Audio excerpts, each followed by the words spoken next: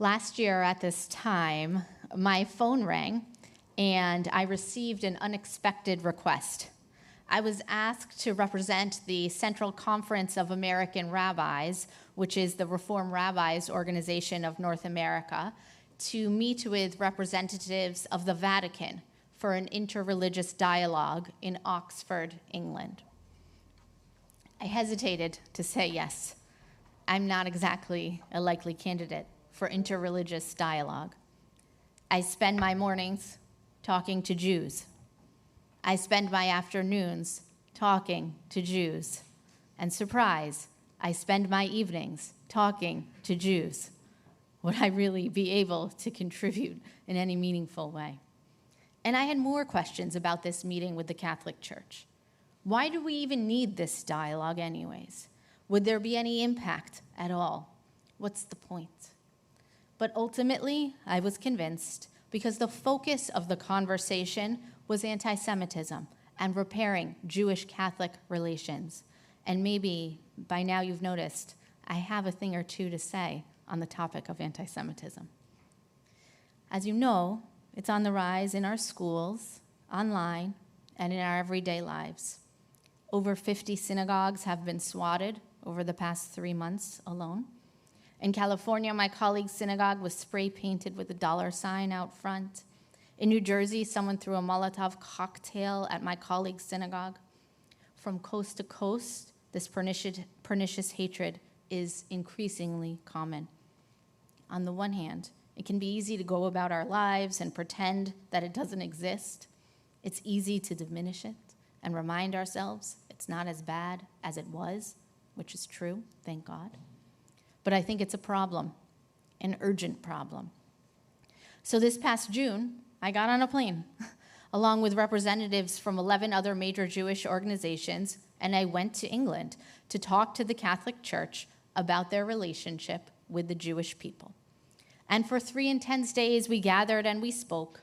On the Catholic side, there were parish priests, PhD students, highly educated, devout women of faith. There were religious emissaries from the Vatican itself. There were quiet, kind Dominican friars in their dramatic robes. There were exuberant, energetic priests dedicated to working with Catholic youth. There was a Vatican media professional and a Catholic priest with a Hebrew-speaking congregation in Jerusalem. It was a diverse group.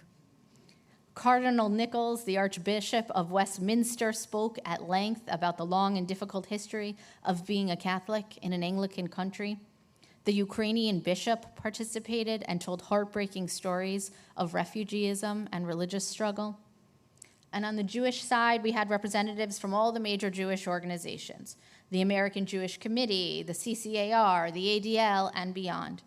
We were rabbis and educators, Jewish professionals of many different ilks, cultural, religious backgrounds. Rabbi Mervis, the chief rabbi of England, came and spoke about the relationship between Jews and Catholics in the UK. And you could say there were some cultural differences between the Jews and the Catholics. Not only did I have to cut out 60% of my preferred vocabulary, turns out you can't say kishkis or oy vavoy or anything like that to a Catholic. I felt myself attempting to be more polite than I had ever been. No interrupting, no joyfully explaining why the person you're talking to is clearly wrong. Apparently, arguing is not always understood as a compliment.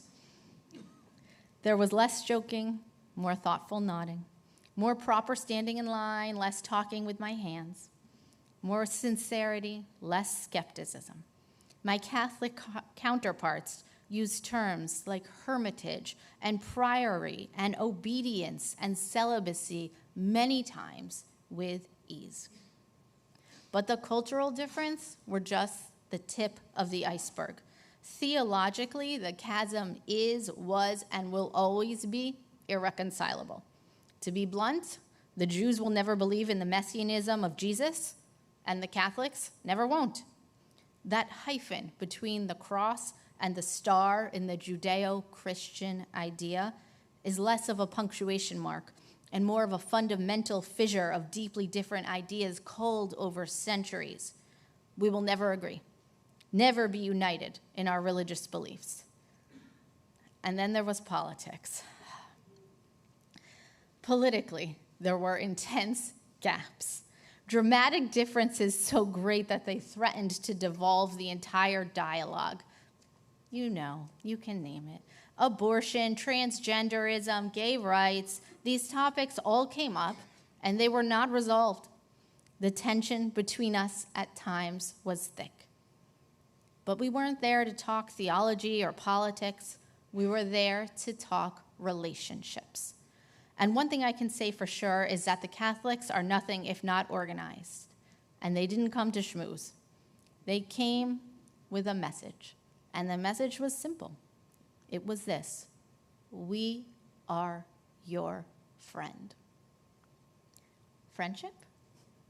Our tradition teaches, make for yourself a mentor, acquire for yourself a friend, and judge every person as meritorious. Friendship.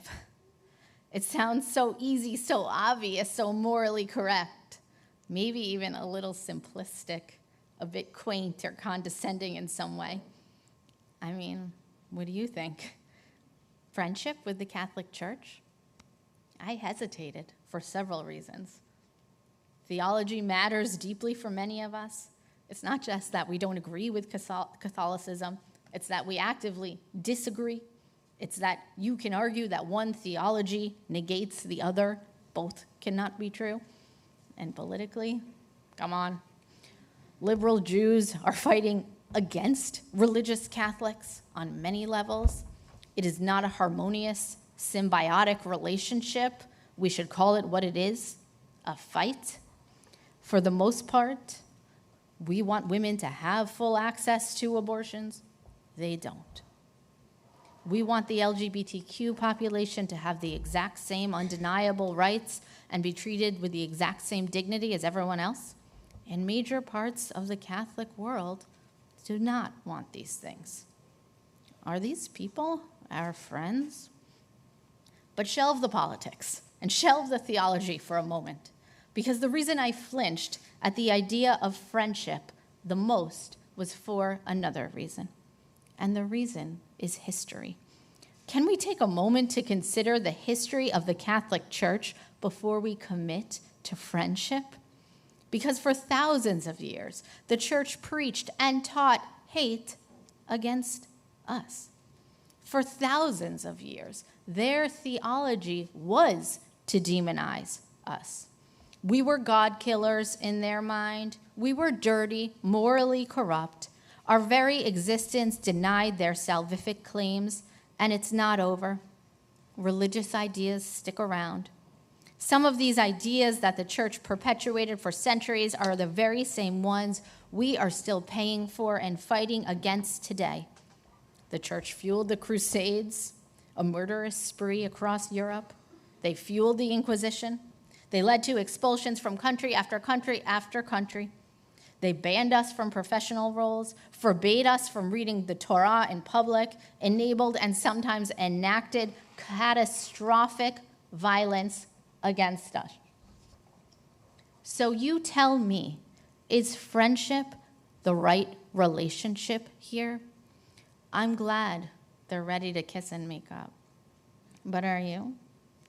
Make for yourself a mentor, acquire for yourself a friend, and judge every person as meritorious. Can we? I don't know what you think. Should we as a group forgive and forget? It's an interesting question in terms of Jewish-Catholic relations, but it's also an interesting question for us on the Day of Atonement.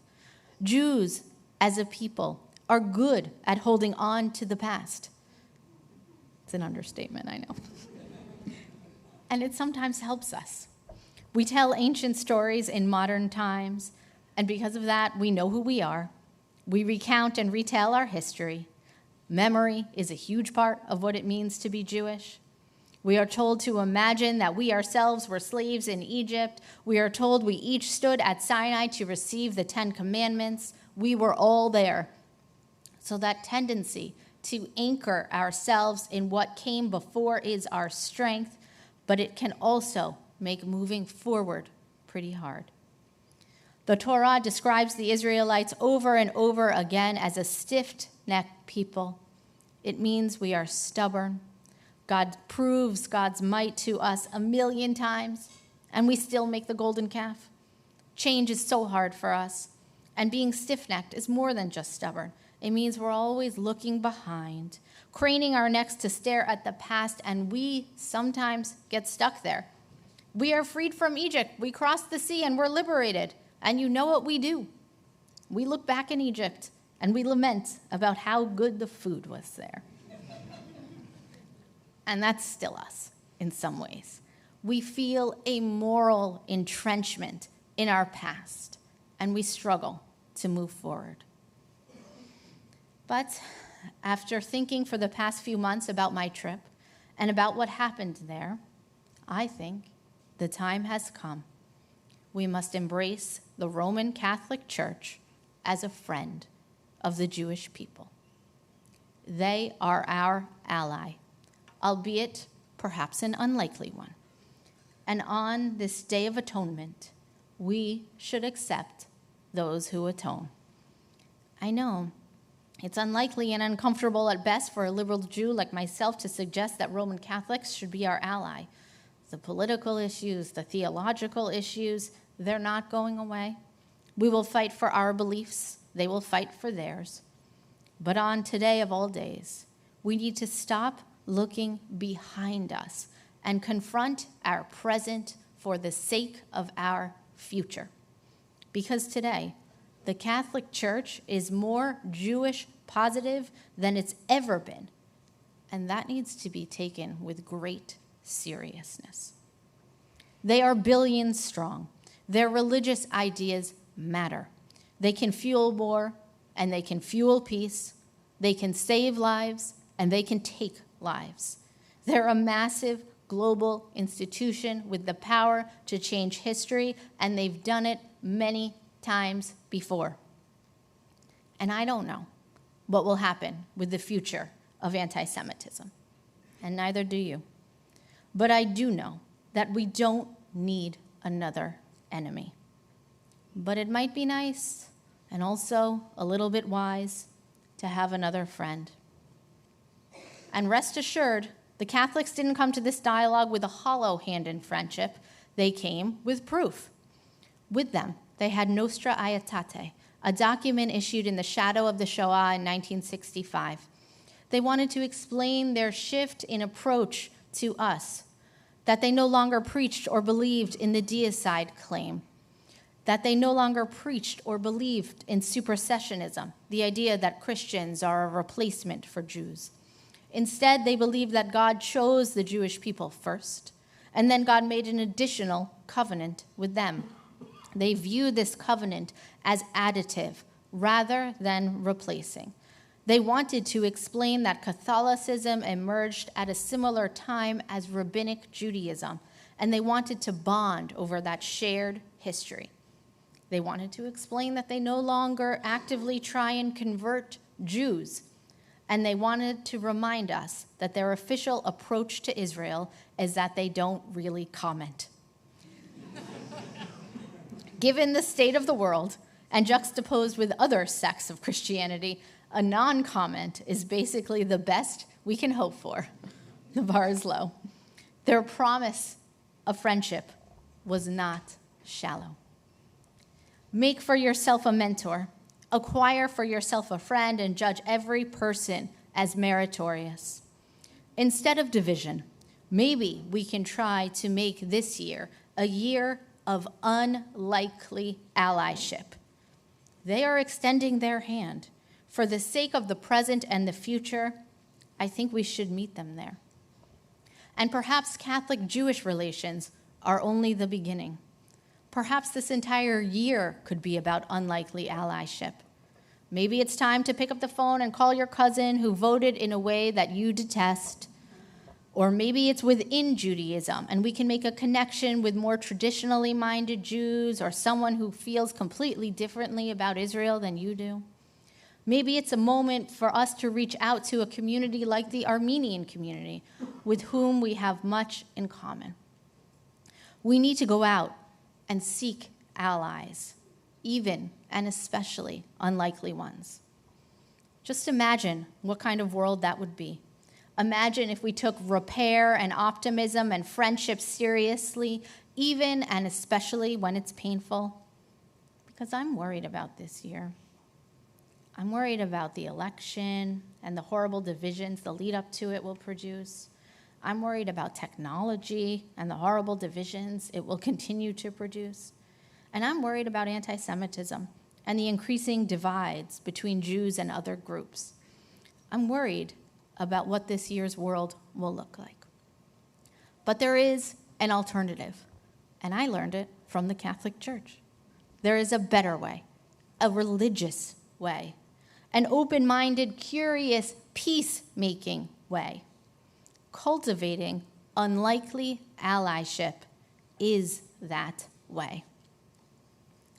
Maybe many of you were here this past year for Yom HaShoah. We were privileged to hear the tremendous testimony of a survivor. One of the many things she said was that she wished she had more friends that were not Jewish before the Holocaust. Well, here we are, with the chance to have not one Catholic friend, but billions of new friends. And one final thought. In reflecting on those intense days of dialogue with the Catholic leadership, I came away with one more thing. I've never been so proud and so relieved to be Jewish. Thank you, God, for making us this particular way that we are. Thank you, God, for making us in your image, for sharpening our love of debate, dialogue, intellect, and study. Thank you, God, for granting us a way of being that is equal parts traditional and flexible, ancient and modern. Thank you, God, for this community, for inclusivity and equality and egalitarian values. Thank you, God, for granting us this brilliant lens on life that is confounding and illuminating and bursting with personality and diversity. Thank you for uplifting disobedience, as well as instilling in us a sense of obligation. Thank you, God, for making things uncomfortable and confusing and unclear, for contradictions and for wisdom and for ways to live, for kugel, for kishkis, and for filling the Torah with flawed and familiar figures. Thank you, God, for children chanting the Shema, and thank you to grown-ups who lead the way. Thank you, God, for making us Jews. May we have the courage this year to make for ourselves a mentor, acquire for ourselves a friend, and judge every person as meritorious. Shana Tova.